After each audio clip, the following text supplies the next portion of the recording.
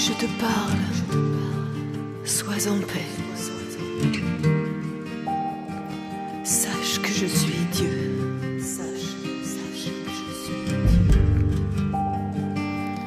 Je t'ai parlé quand tu es né.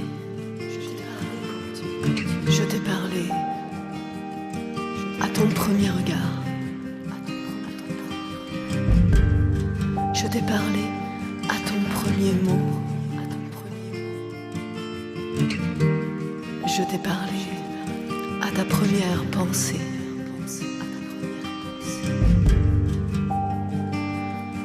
Je t'ai parlé à ton premier amour. Je t'ai parlé à ton premier chant.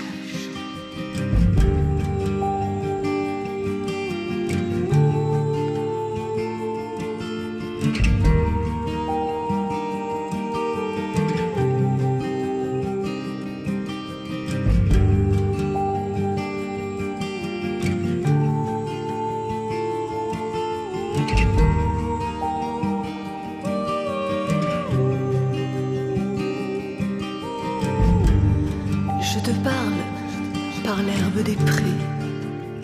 Je te parle par les arbres des forêts. Je te parle par les vallées et les collines. Je te parle par les montagnes sacrées.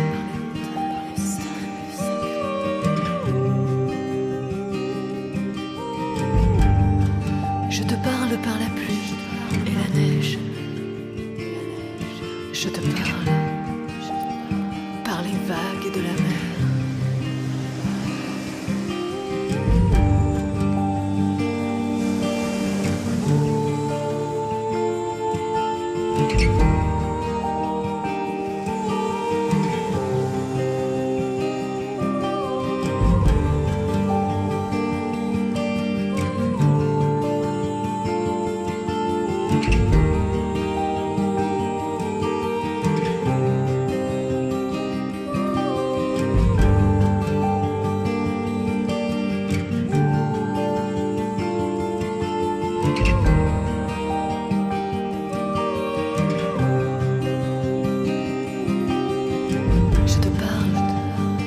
Rosée du matin,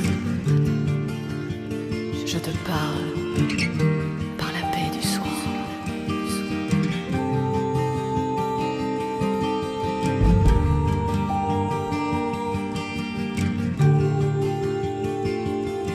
Je te parle par la splendeur du soleil. Je te parle par les étoiles brillantes. Je te parle.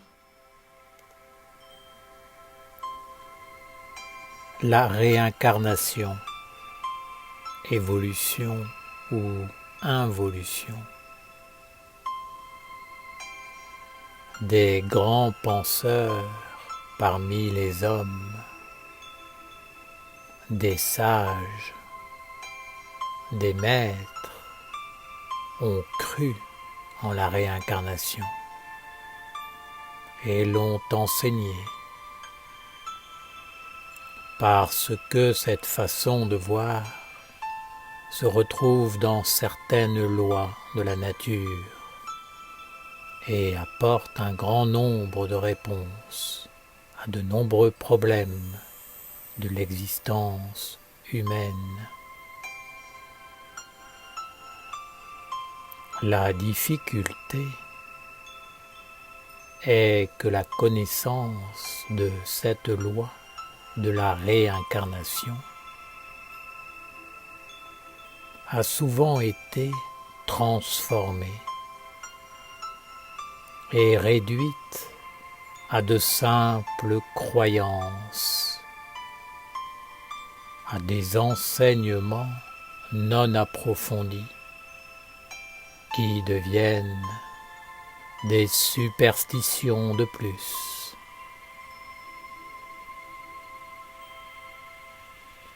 Par exemple,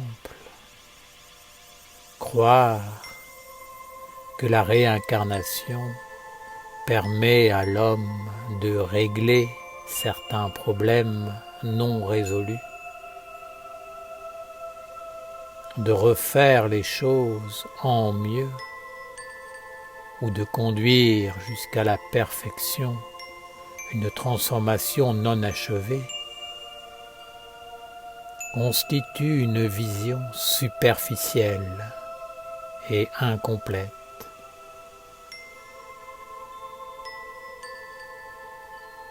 L'homme prend un corps et doit évoluer avec le temps d'une vie.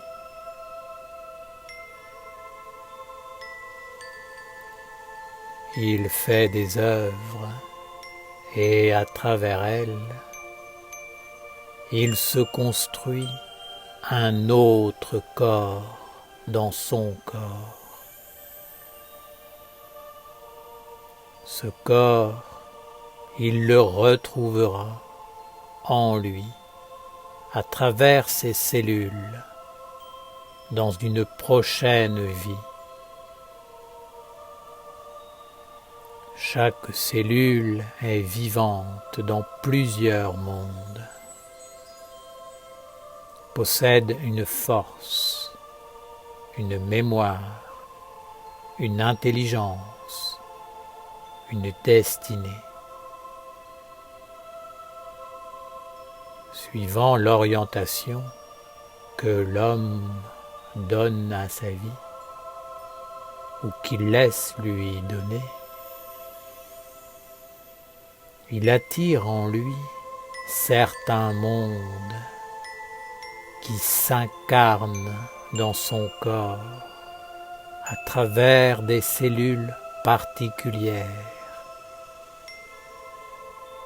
Les cellules, elles aussi, cherchent à évoluer et à atteindre certains buts.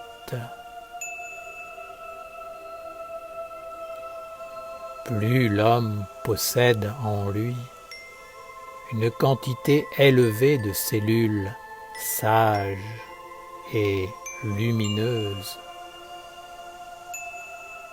plus il lui est facile de s'engager et de marcher sur un chemin de lumière.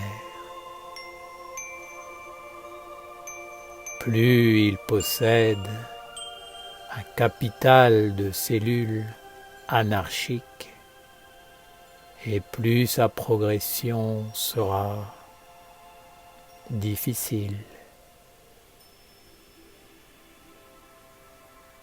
D'où l'importance de l'éducation, non seulement de l'homme, mais également du peuple et du corps. Car l'homme est tributaire de son environnement et de son corps.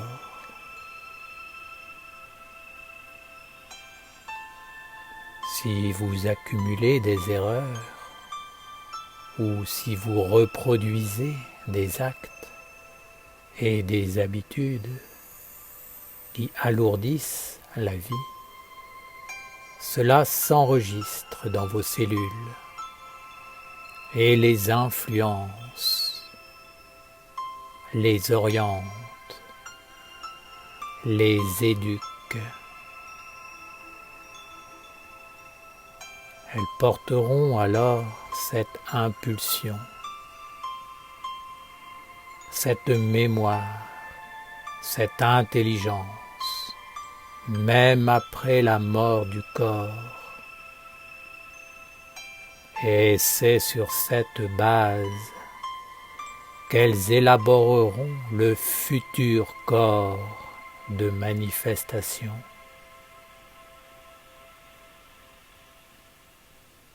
Ainsi, un problème qui n'aura pas été résolu dans une vie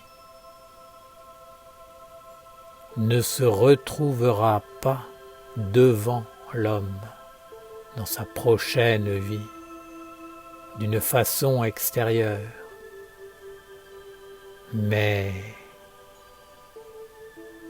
Il sera à l'intérieur de lui, amalgamé à sa substance, à son être, à son corps.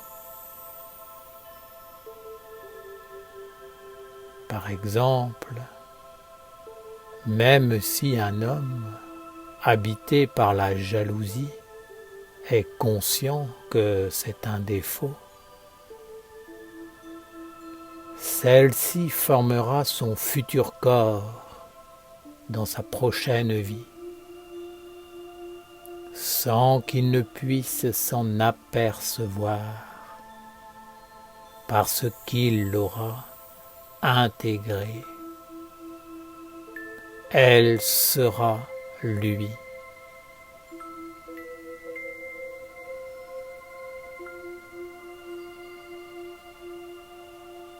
Si l'homme ne règle pas un défaut qui le hante dans cette vie, il vivra avec lui dans la prochaine, sans même le voir ou en être conscient. Car ce seront les cellules de ce défaut qui constitueront son corps et elles l'empêcheront de percevoir le monde autrement qu'à travers les yeux de ce défaut.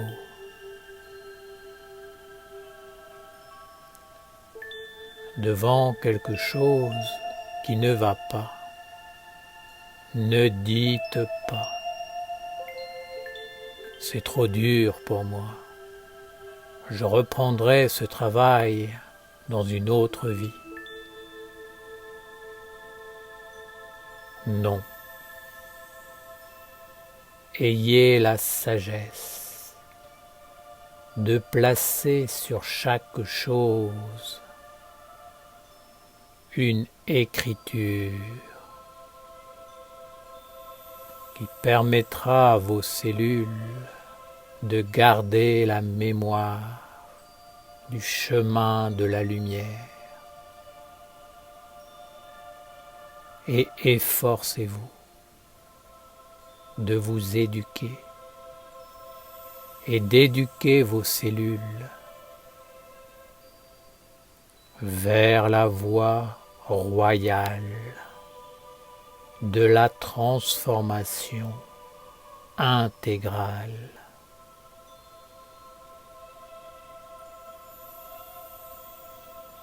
Rappelez-vous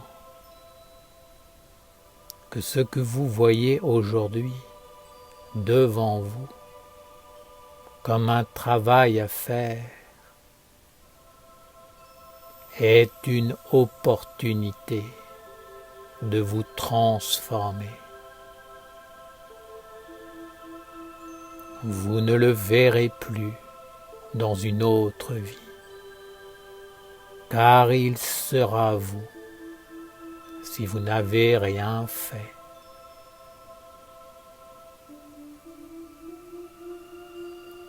Ce que vous pouvez concevoir est un être à l'extérieur de vous.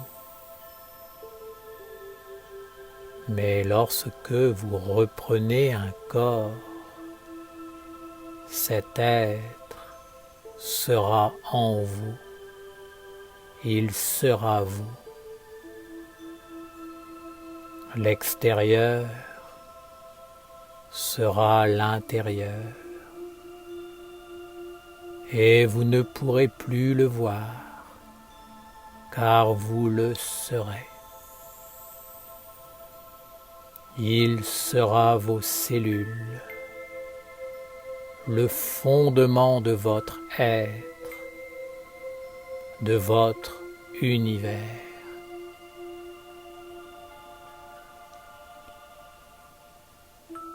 Si vous voyez un défaut en vous, cela signifie qu'il est encore à l'extérieur de vous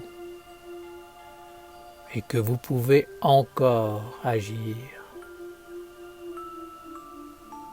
Mais le jour où vous ne le voyez plus, c'est qu'il est en vous, qu'il est vous. Alors, vous pensez et agissez en lui, et il vous possède d'un autre monde, en animant certaines cellules en vous qui sont en son pouvoir.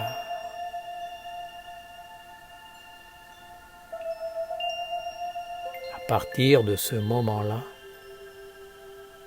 vous ne pouvez plus l'enlever de vous,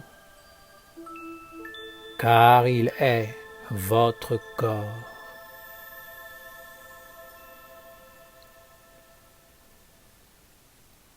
Il existe des méthodes pour transformer les cellules du corps,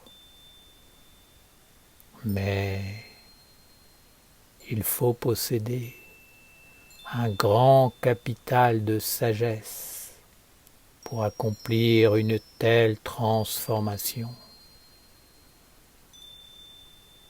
Or, l'humanité ne se dirige pas du tout vers cette richesse et cette force.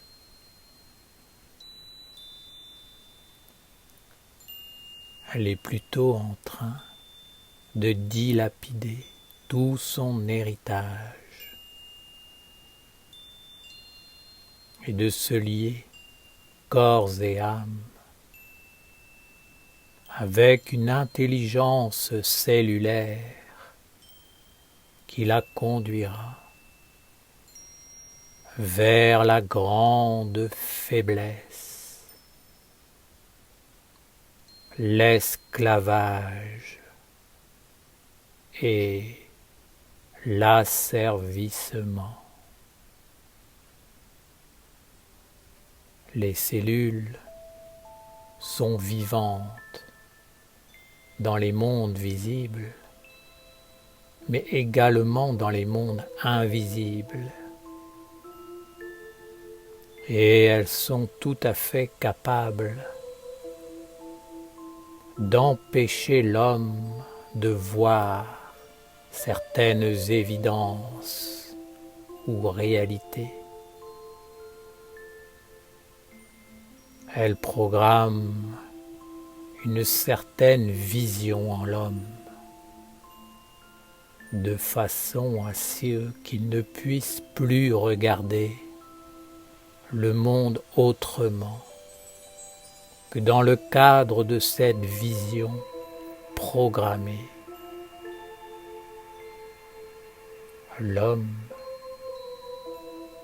n'a alors plus aucun choix.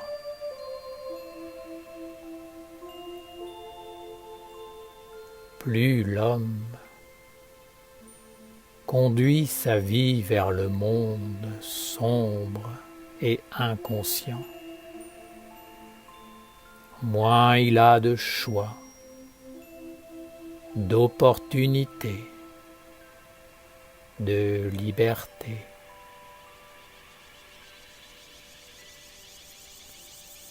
La liberté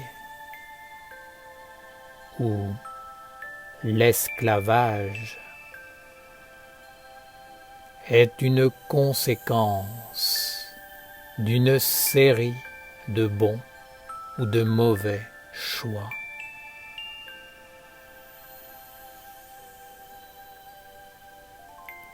À la fin, l'homme n'a plus le choix parce qu'il n'a plus en lui de cellules qui le lui permettent.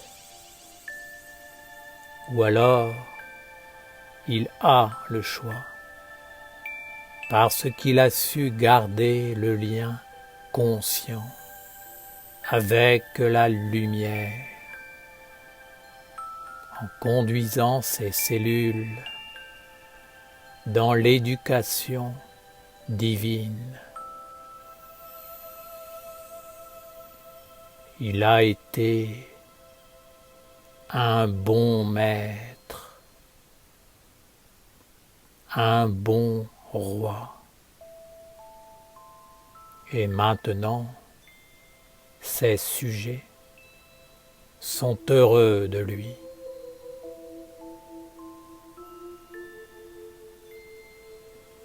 Je voudrais que vous vous éveilliez au fait que les hommes sont vraiment dans la grande illusion. Ils cultivent une utopie, une fausse espérance qui les mène vers le néant.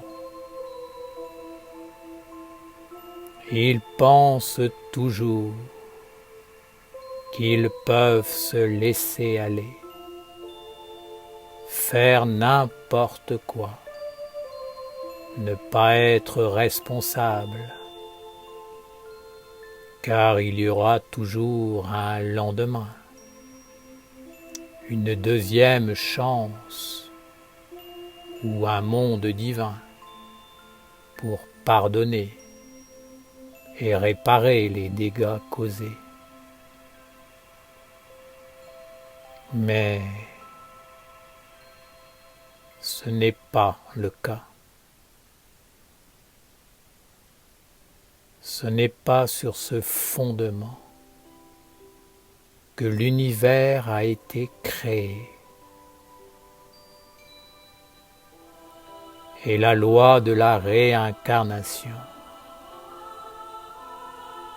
ne doit pas servir à justifier de telles croyances mensongères.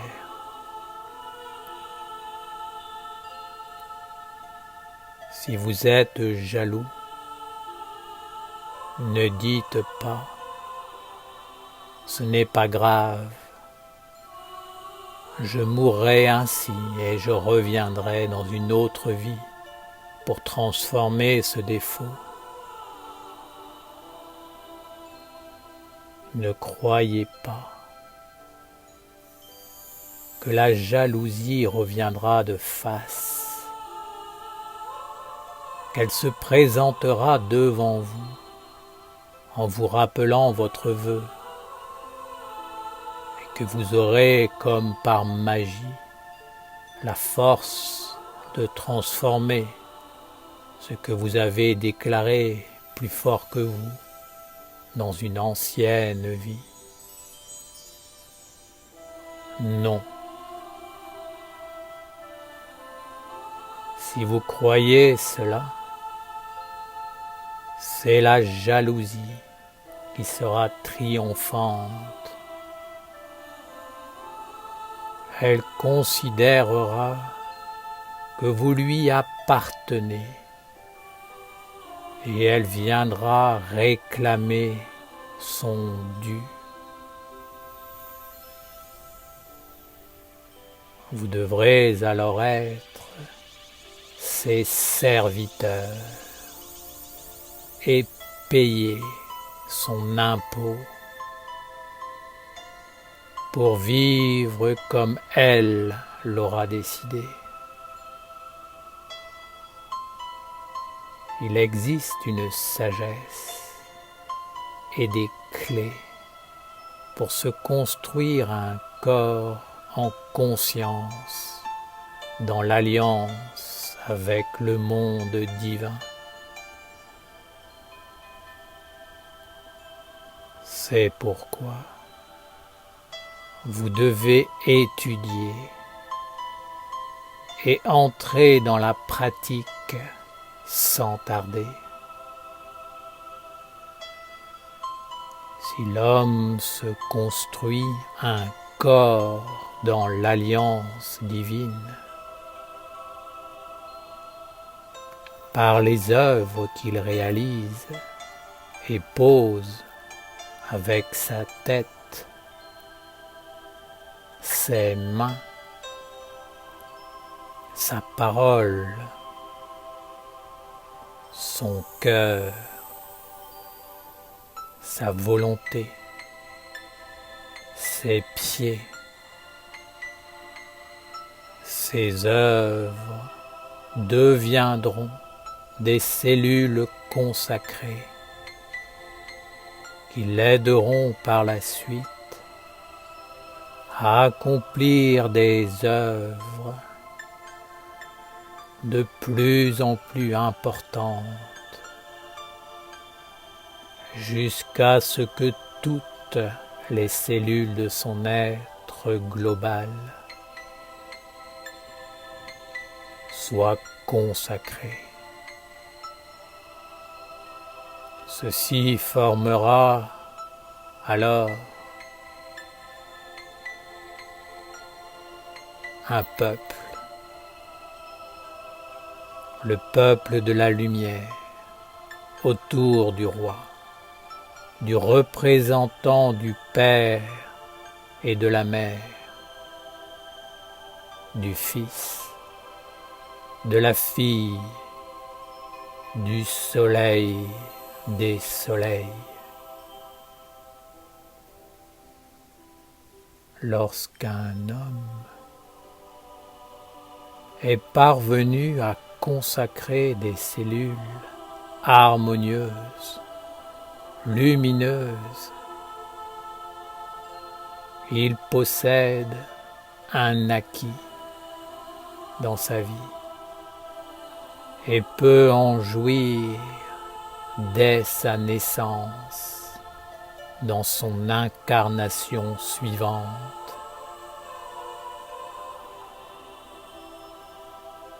Cette conscience, cette vie et cette respiration cellulaire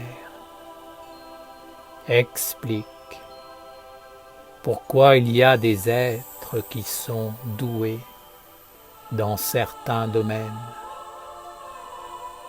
qui comprennent vite, qui savent utiliser leurs mains, unir les êtres autour d'eux, accomplir des œuvres parfaites et indestructibles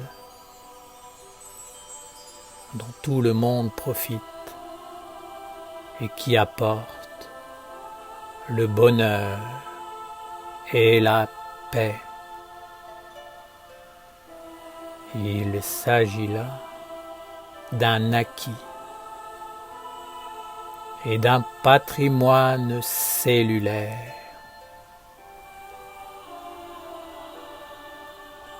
Chaque cellule divinisée peut vivre dans les mondes subtils en gardant son autonomie et son lien conscient avec le monde divin. Telle est la voie royale, le chemin de l'élaboration du corps de lumière et d'immortalité.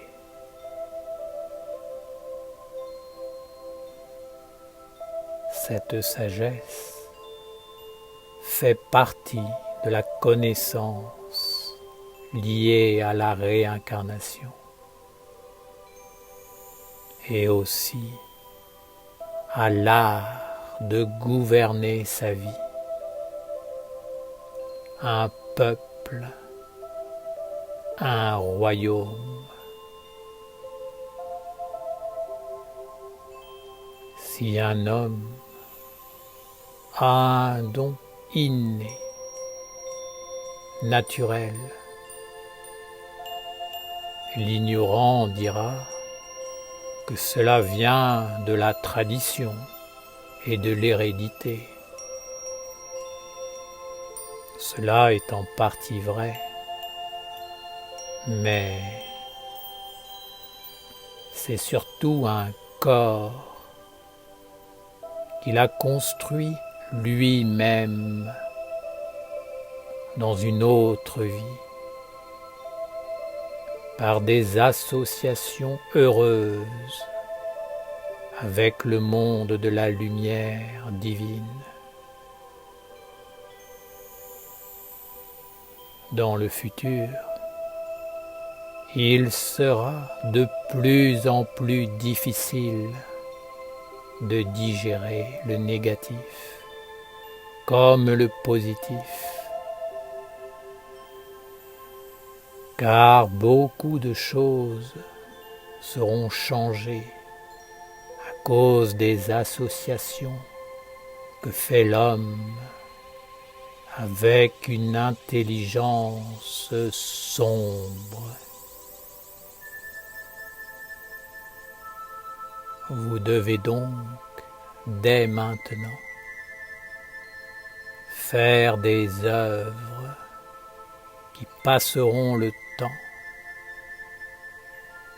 car vous partirez avec elles. Vous partirez avec celle que vous aurez réalisée.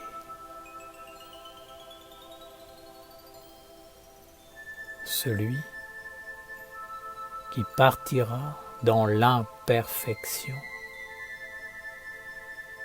qui aura construit un édifice dans le désordre, rempli de failles,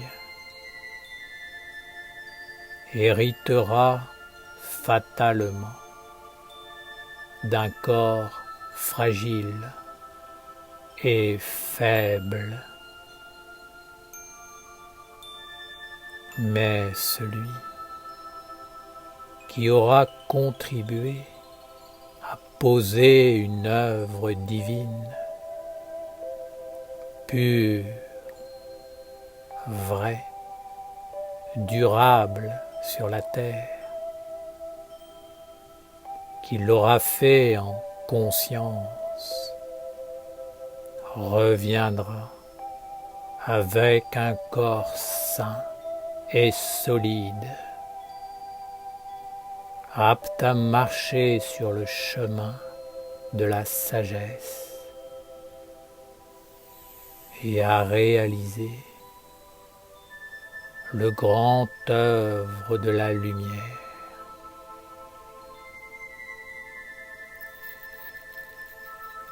Cette vie présente déterminera le corps et les possibilités que vous aurez dans votre prochaine vie.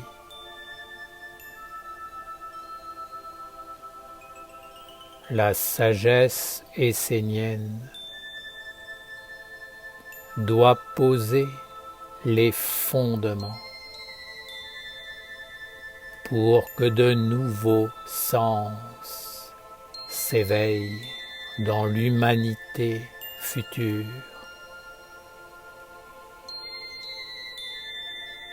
Alors,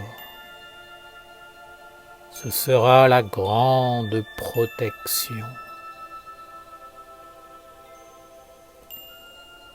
Ces sens ne doivent pas s'éveiller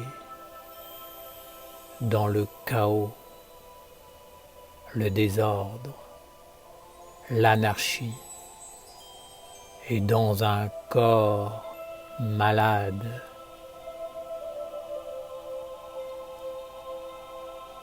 C'est pourquoi vous devez poser l'œuvre de la ronde des archanges et de la nation essénienne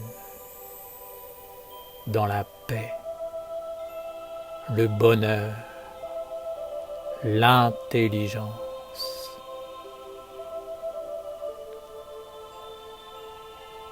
comme le Père Gabriel vous l'a demandé. Travaillez dans la clarté et n'enfantez pas dans la douleur.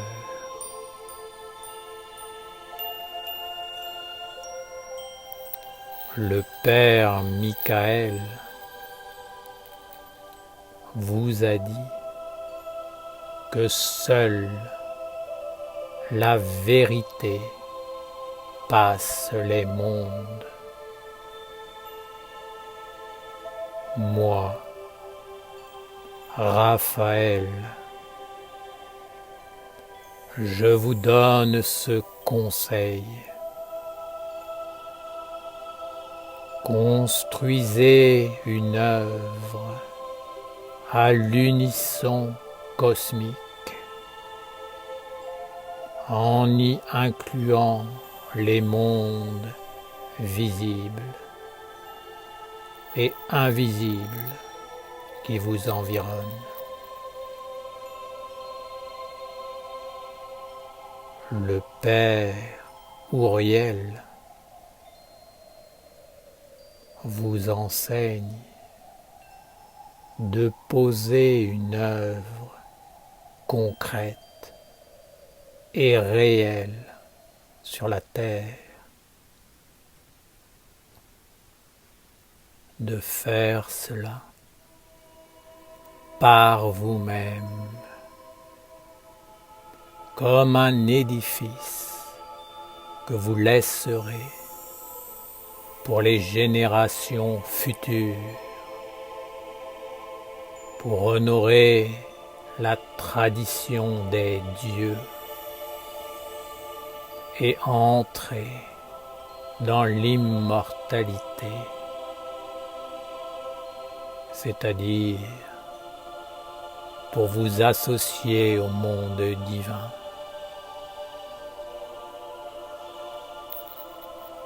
Père Raphaël, veux-tu nous dire qu'à travers nos actes et l'intelligence qui les inspire, nous construisons aujourd'hui le futur corps, non seulement de notre vie dans l'au-delà, mais de notre future vie sur la terre?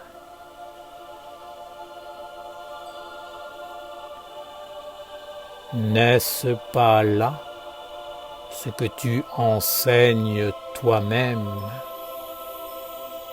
et le secret que tu as révélé à celles et ceux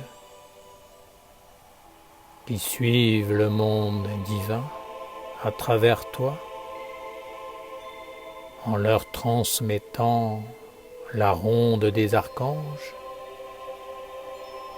et en les faisant entrer dans l'intelligence et l'âme de la nation essénienne?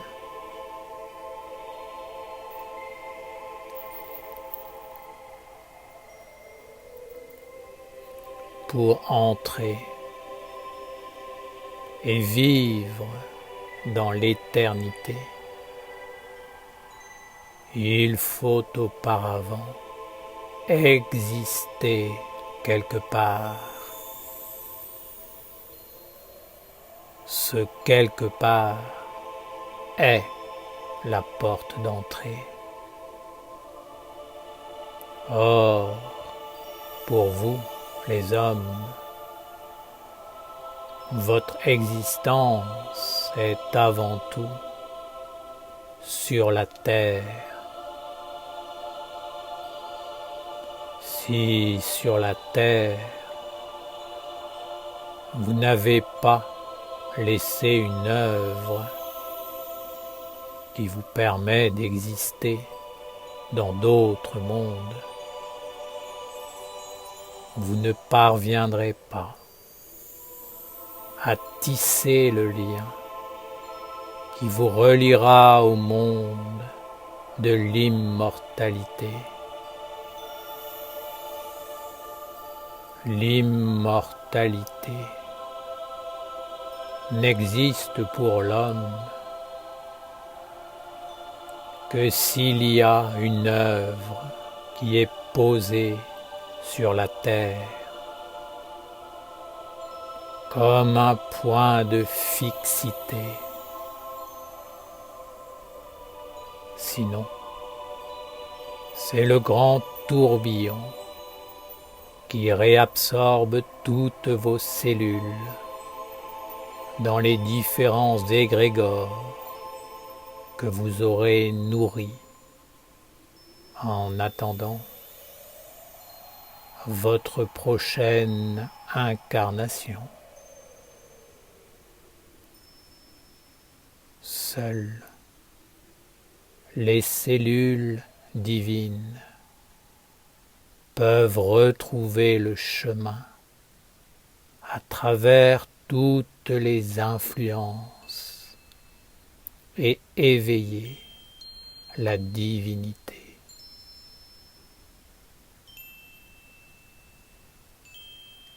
L'œuvre fixée sur la terre permet de fixer le corps dans les mondes subtils et de traverser le tourbillon des égrégores du monde des hommes qui réclament toujours leur dû.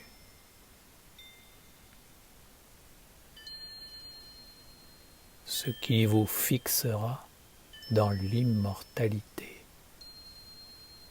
c'est l'œuvre que vous aurez faite par vous-même, avec votre tête, vos mains, votre sang, votre vie.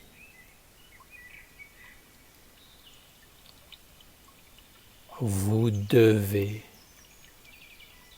vous assembler autour de l'envoyé du Père pour constituer le corps parfait, celui du roi de la lumière, qui seul est digne de guider l'humanité de droit divin.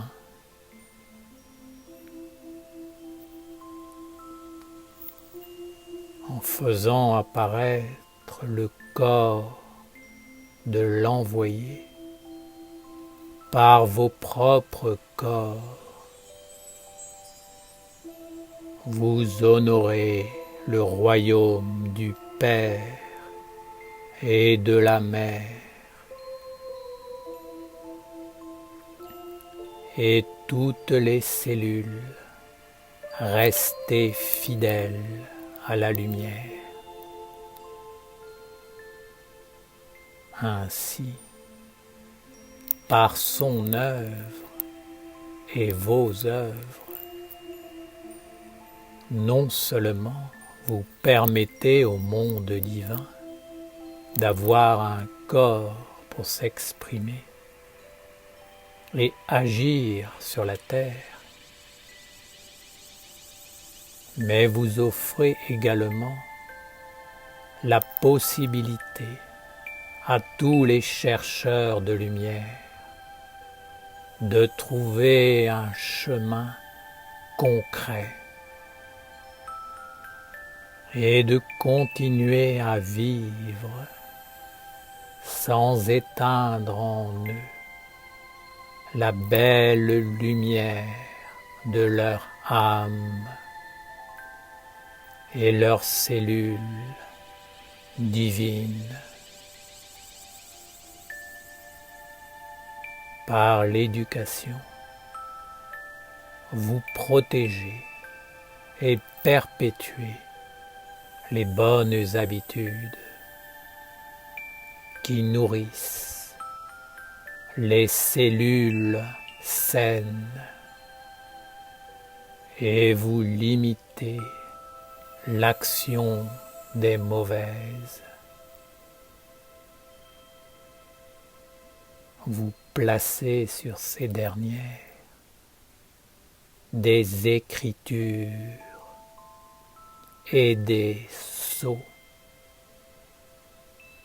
qui freinent leurs influences et les empêchent d'atteindre le centre pour s'emparer du corps et de la belle destinée de l'homme.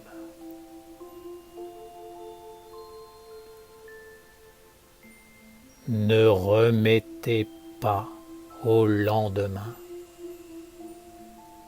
l'œuvre de la conscience et de la juste compréhension.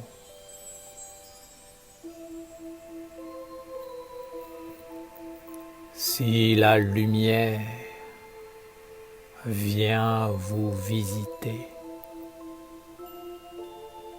si elle vous parle, ne lâchez pas la main tendue. Saisissez la corde de la ronde des archanges. Demeurez concentré et participez pour que l'œuvre de la lumière se réalise et s'incarne à travers un corps parfaitement constitué, celui de la nation essénienne. Protégez ce corps,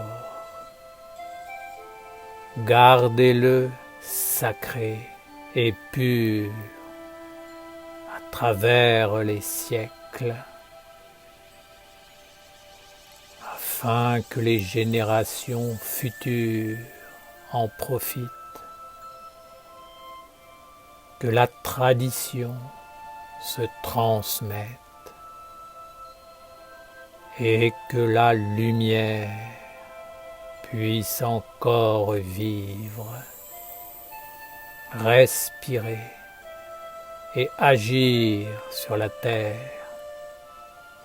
pour équilibrer le monde des hommes.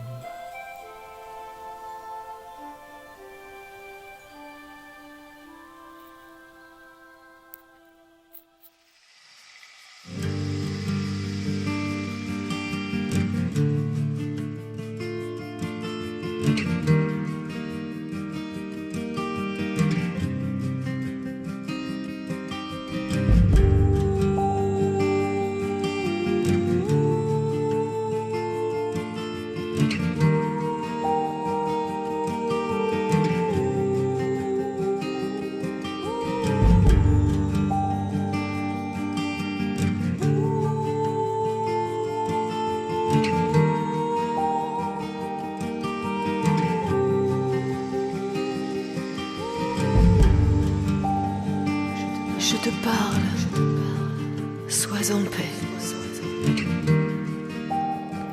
Sache que je suis Dieu. Sache que je suis Dieu. Je t'ai parlé quand tu es né. Je t'ai parlé à ton premier regard. Je t'ai parlé à ton premier mot. Je t'ai parlé à ta première pensée.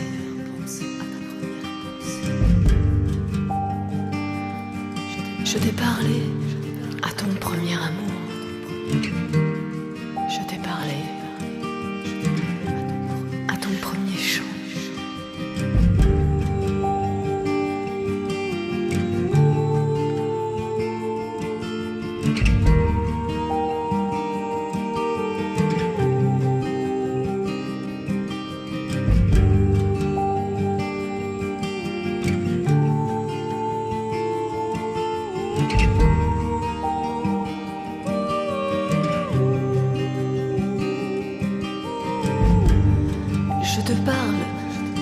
l'herbe des prés.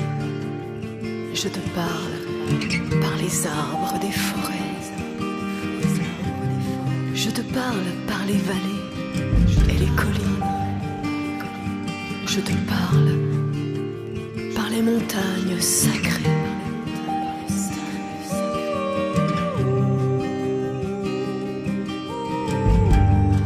Je te parle par la pluie et la neige. Je te parle par les vagues de la mer.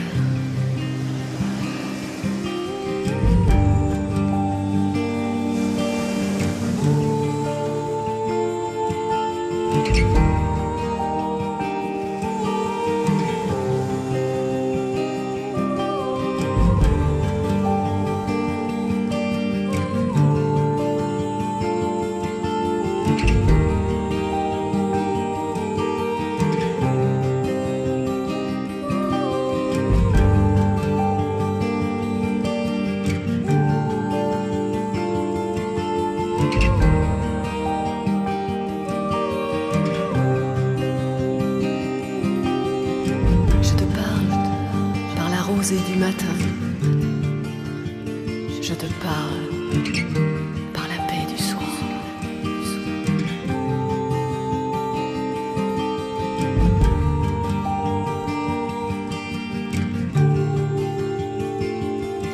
Je te parle par la splendeur du soleil. Je te parle par les étoiles brillantes. Je te parle par l'orage et les nuages. Je te parle par le tonnerre et la foudre. Je te parle par le mystérieux arc-en-ciel.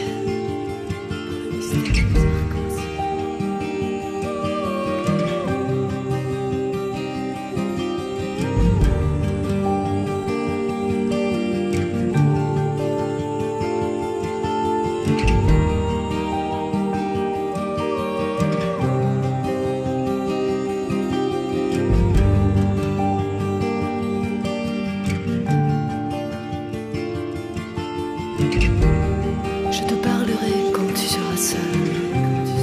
Je te parlerai par la sagesse des anciens.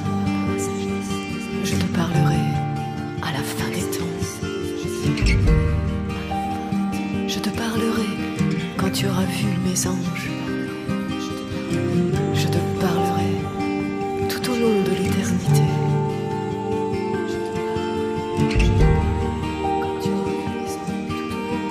Je te parle,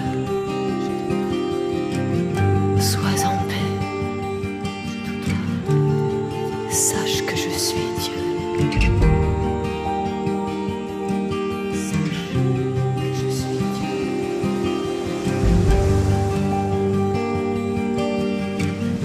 Sache que je suis Dieu.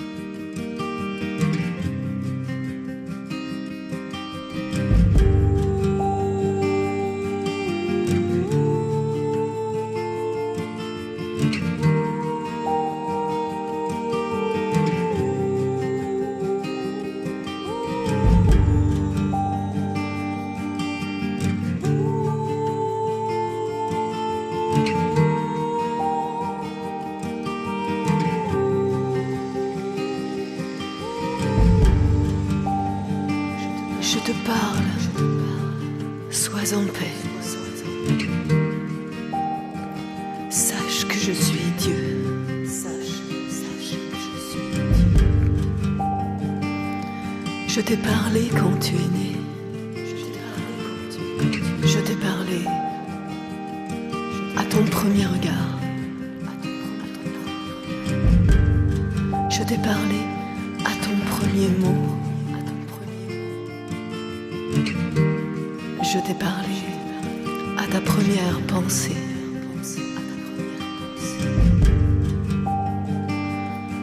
Je t'ai parlé à ton premier amour. Je t'ai parlé à ton premier chant.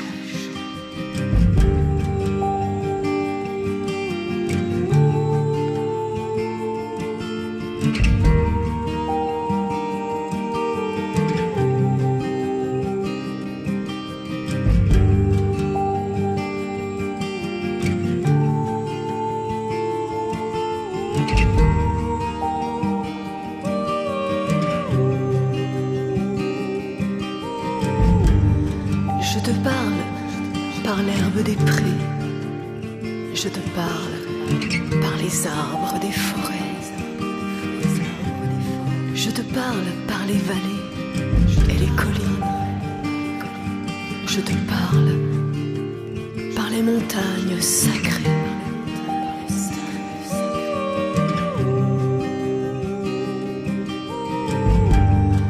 Je te parle par la pluie et la neige. Je te parle par les vagues de la mer.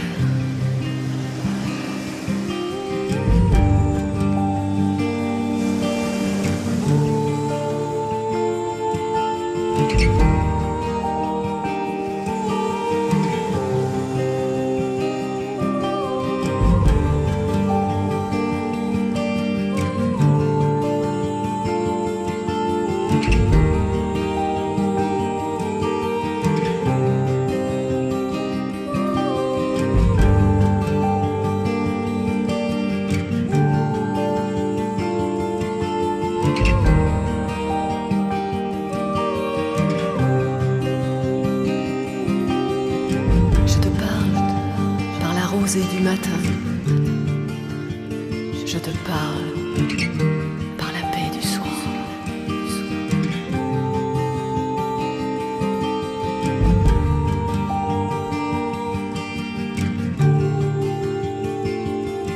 Je te parle par la splendeur du soleil. Je te parle par les étoiles brillantes. Je te parle par l'orage et les nuages. Je te parle par le tonnerre et la foudre. Je te parle par le mystérieux arc-en-ciel.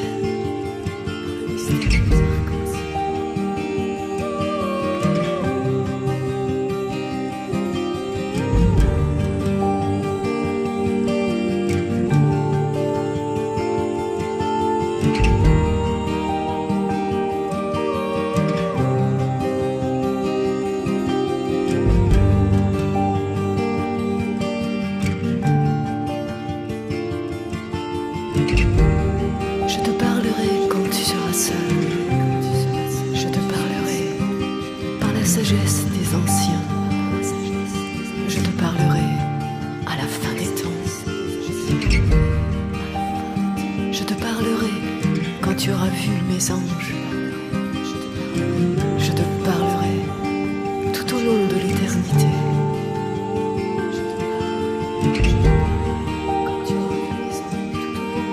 Je te parle, sois en paix, sache que je suis Dieu.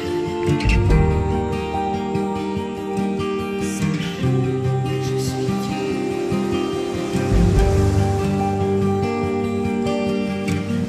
Sache que je suis Dieu. Sache que je suis Dieu.